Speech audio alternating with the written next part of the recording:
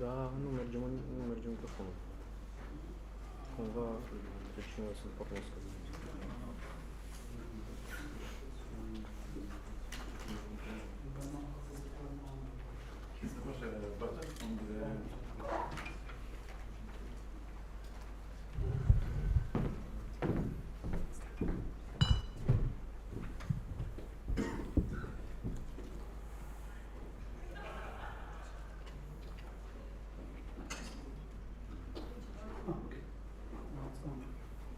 Okay. Test? It's working. Yeah, it works.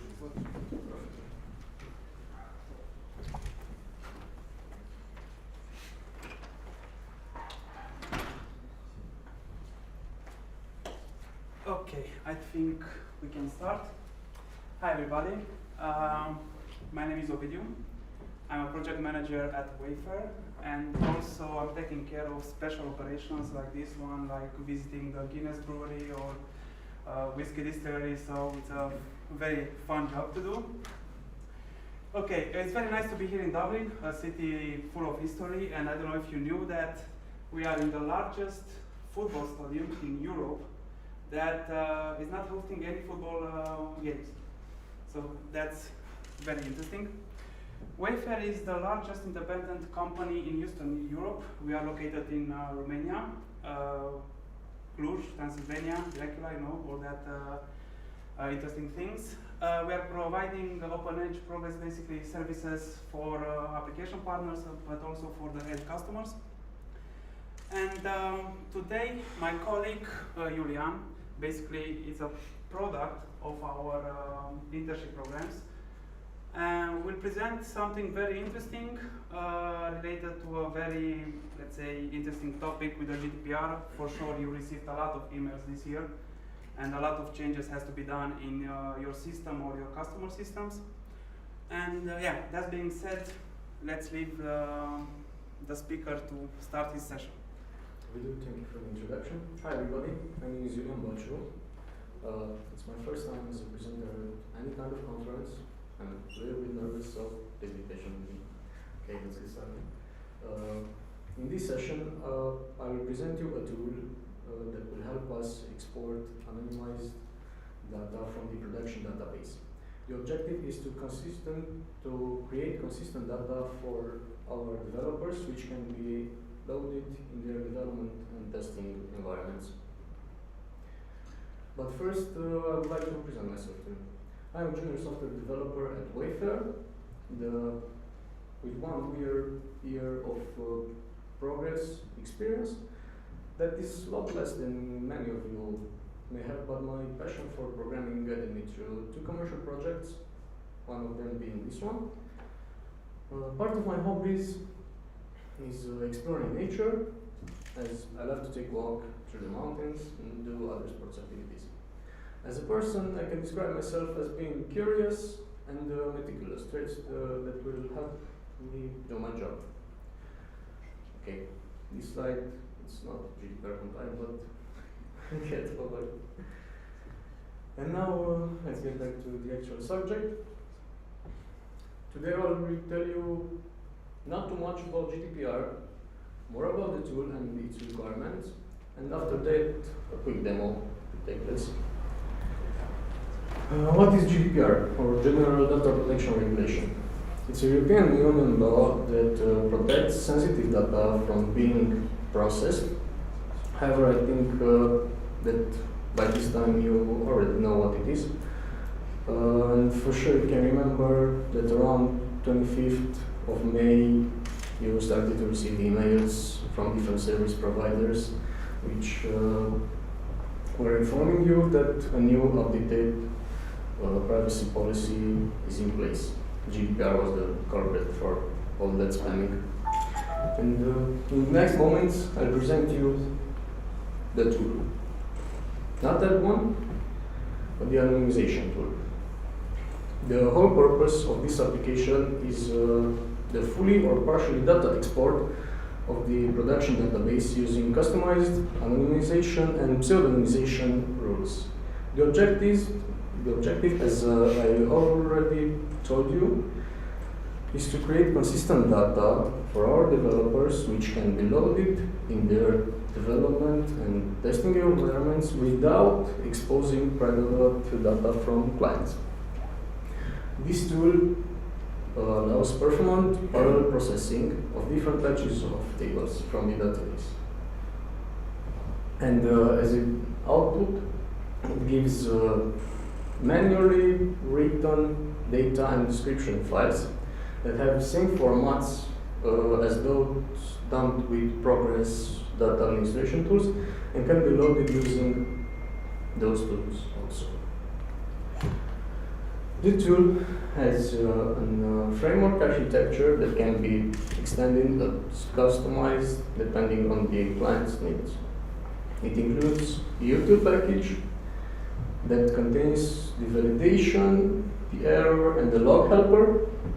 Home functionalities are to verify the input and to inform the user about the process of the anonymization. The util package also contains a dictionary helper, which uses the provided parser, those being XML and CSV, to read and store data from dictionary files. This feature can be extended plugging parser for different file formats.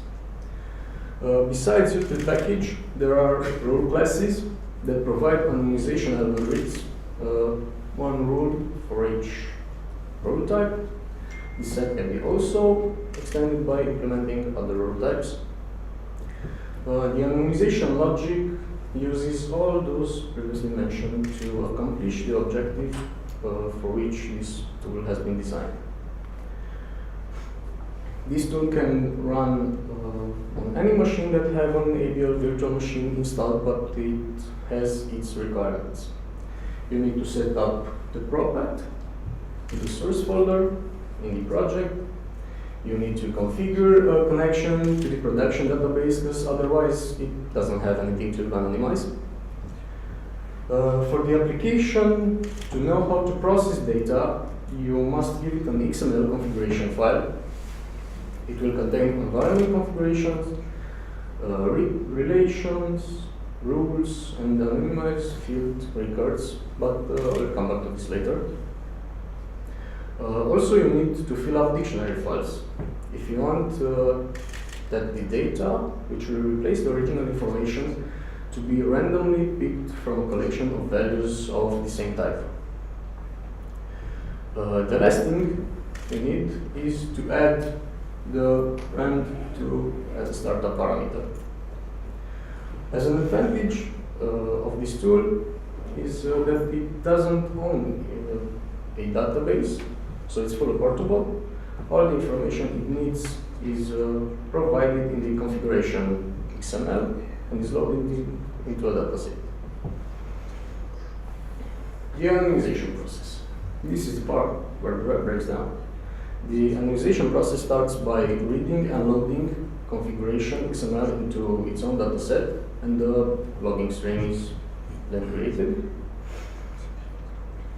After the dictionary files are loaded, parsed by CSV parser and XML parser, and the values are loaded into time tables.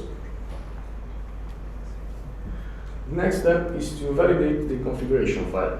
This is done by checking if every path specified in the environment configuration record is a valid one, by verifying if the rule records are correctly defined, the relation records are validated for the existence of the mentioned tables into the database, and for the existence of those fields that compose the key into the tables. The anonymized fields record are also checked to make sure that the tables, the fields, and the anonymization rules that are specified are valid. Also, a validation of dictionary files is done to see if the mapping of values is valid and the values are of the same type as the original information from the database. After the validation is done, the database is ready to determine its structure and to establish the anonymization order for each table. Okay, starting with the first table in the anonymization hierarchy, record by record, anonymization rules are applied on a table that is mentioned in anonymized field section of the configuration file.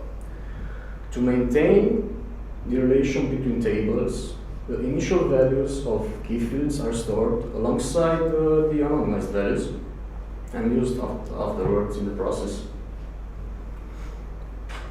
When the anonymization process of a record is over, it's exported into the corresponding data file for the table.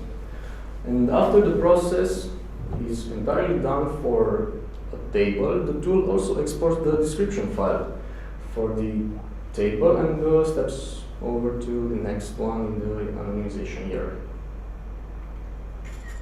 I kept talking about anonymization rules, but I haven't told you what they are or what they do. When an anonymization rule is applied, a set of decisions is followed based on what was written and specified in the rule section of the configuration file. To generate different type of anonymized or pseudo-anonymized values that match and resemble the values from the database. I told you that I will come back to tell you what the configuration file is. The configuration file is an XML that has records that define the environment configuration, the database relations between tables, the anonymization rules, and how and when to anonymize a table field. Environment configuration. These records will contain full paths to the logging directory. This will be put to ensure that the logging files are not exported and created into the working directory of the project. The input directory, where the dictionary files will be located if they are requested, and the output directory, where the data and description files will be dumped. Database table relations. In each record of this type, a relation between two tables will be defined using the namings of the parent and child table, prefixed by the database name, and names of the fields that build the key as comma-separated values. If the key is a composed key, the pairs will be separated to a pipeline symbol. Okay. Rule records are defining the standards that the anonymization must follow. The anonymization value must follow. This part can be easily extended by defining rule records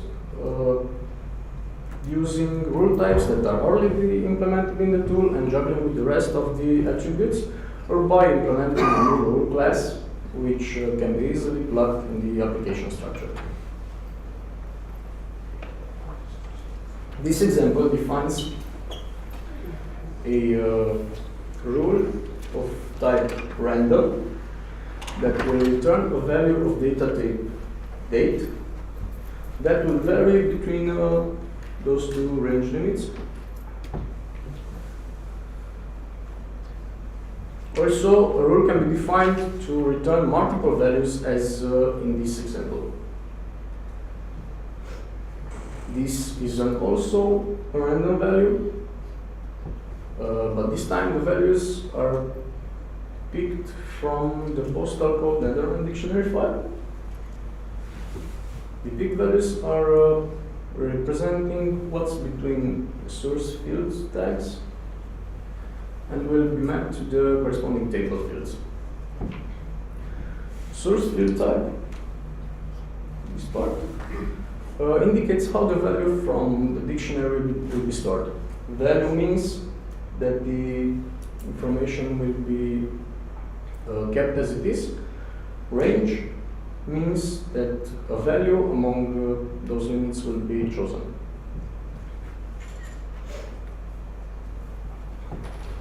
Database field anonymization defines the criteria that have to be respected in the anonymization process of a field value. Defines the anonymization order of a database field, and defines other different sets of conditions that are determined and are used to help us to check if a value from another field or table is needed, or to conditionally establish which anonymization rule to be applied depending on the values from other fields. Okay. To prove my point, a record from Sports 2000 was anonymized as an example for you to see how original information from the left resembles the anonymous data from the right. Most visible part is the names, the streets. Pardon was not anonymized. The state, the city, you can see the email address has been composed, other data type. Okay. And I've also prepared a demo for you to see the tool in action. Until then, there's a short reflection on what's on my mind now.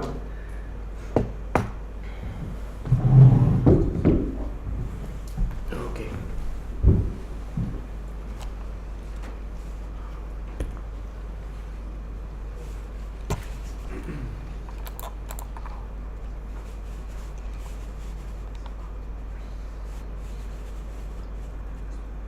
I will show you the dictionary files. This is the postal code, the Netherlands dictionary file, because I haven't presented it to you in the PowerPoint. These are the values that will be picked by the tool to replace the actual data in the database. Okay. Here it is the configuration XML for Sports 2000. You can see here the environment configuration with all the paths, the relations which are defined between tables, the rules. This one was in the presentation.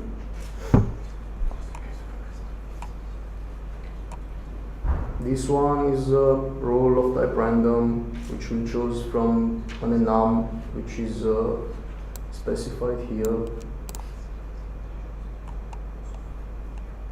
Okay.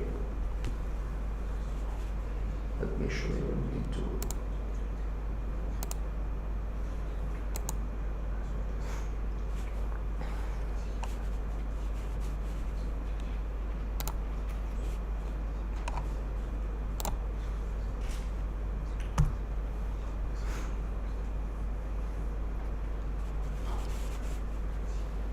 Okay, the anonymize process is over.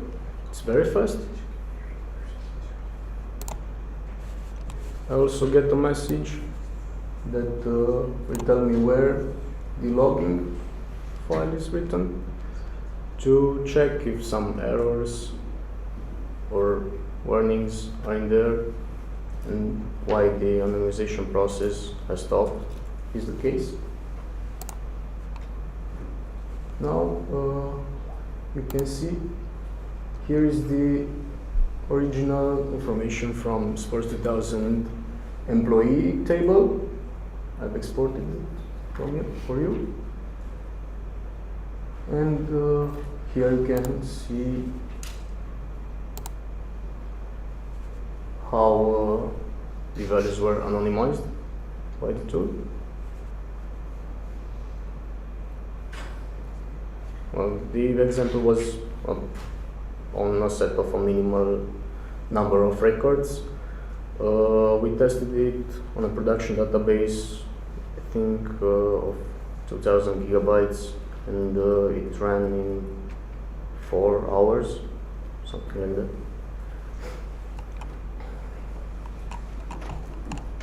Okay, let me show you also the login file.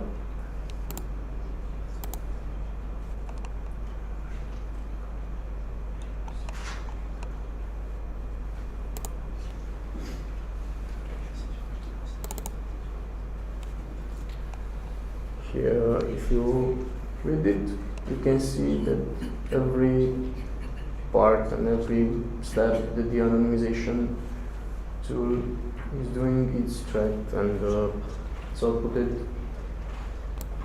for you to track the process, loading from dictionaries, loading from configuration file, validating rules, relations, anonymization fields, dictionaries, and all the anonymization process.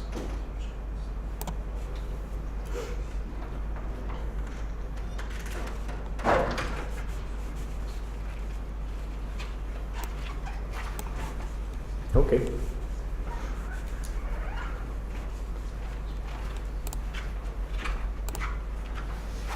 Now the demo is over, and if you have any questions, I'll be glad to answer them to you if I'm on any.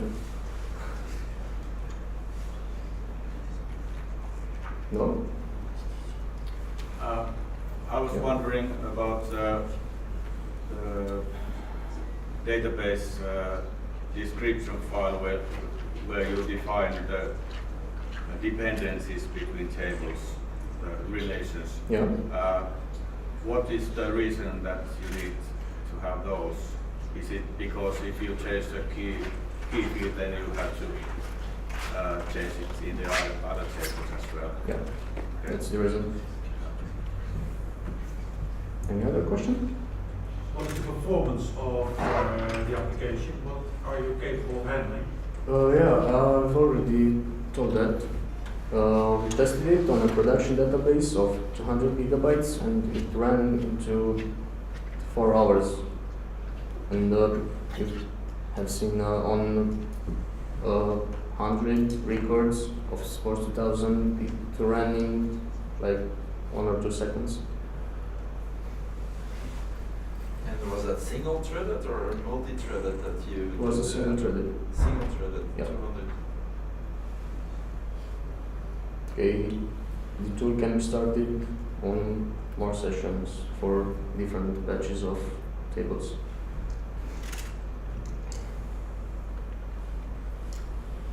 Is this a product that you sell separately to others? Or?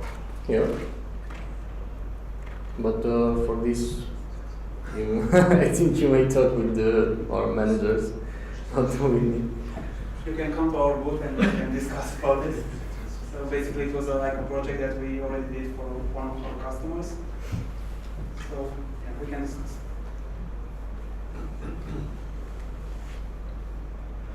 Okay, then if there are no other questions, I would like to thank you for your attention, and I would like you to invite to my colleagues' presentations, which will take place tomorrow. Nicoleta will present you some code metrics, and on Friday, Valentin will present you a beast. That's all I can say about that. Also, for more information and to play some Guitar Hero, please come to our booth.